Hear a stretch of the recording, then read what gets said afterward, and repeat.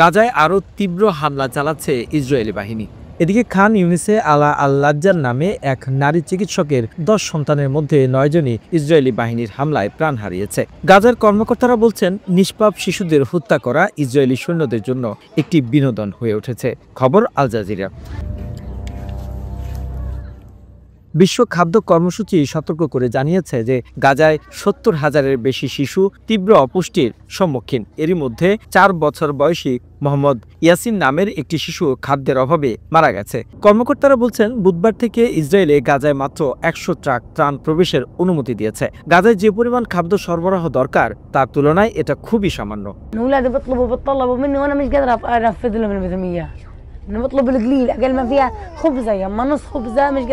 গাজার স্বাস্থ্য মন্ত্রণালয়ের তথ্য অনুযায়ী ইসরায়েলি বাহিনীর হামলায় গাজায় 50,901 ফিলিস্তিনি নিহত এবং 1,22,593 জন আহত হয়েছে। তবে সরকারি গণমাধ্যম মৃতের সংখ্যা 61,700-এরও বেশি বলে জানিয়েছে। কারণ ধ্বংসস্তূপের নিচে আটকা পড়ে থাকা মানুষের হাজার হাজার মানুষ এখনো বেঁচে নেই বলে আশঙ্কা করা হচ্ছে।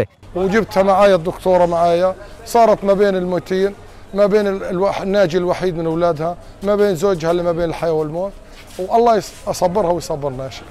এদিকে জাতিসংঘের শিশু সংস্থা ইউনিসেফের তথ্য অনুযায়ী এবছর গাজায় 9,000-এর বেশি শিশু অপুষ্টিতে আক্রান্ত হয়ে চিকিৎসা নিয়েছে। আগামী বছর এর সংখ্যা আরও অনেক বাড়বে বলে আশঙ্কা করছে বিশেষজ্ঞরা। ইসরায়েল যদি সামরিক অভিযান বন্ধ না করে এবং গাজায় ত্রাণ প্রবেশের উপর আরোপিত অবরোধ পুরোপুরি না তুলে নেয়, তাহলে গাজার দুর্ভিক্ষ দেখা দিতে পারে বলে সতর্ক বারবার করছেন বিশেষজ্ঞরা। এরই মধ্যে গাজায় অনেক মানুষ খাবার পাচ্ছে না বলে জানিয়েছে বিশ্ব স্বাস্থ্য সংস্থা। জাতিসংঘ জনসংখ্যা তহবিলের ফিলিস্তিনি অঞ্চলের প্রতিনিধি নেস্টর বলেন, গাজায় যেদিকে তাকাবেন ক্ষুধার্ত মানুষ চোখে পড়বে।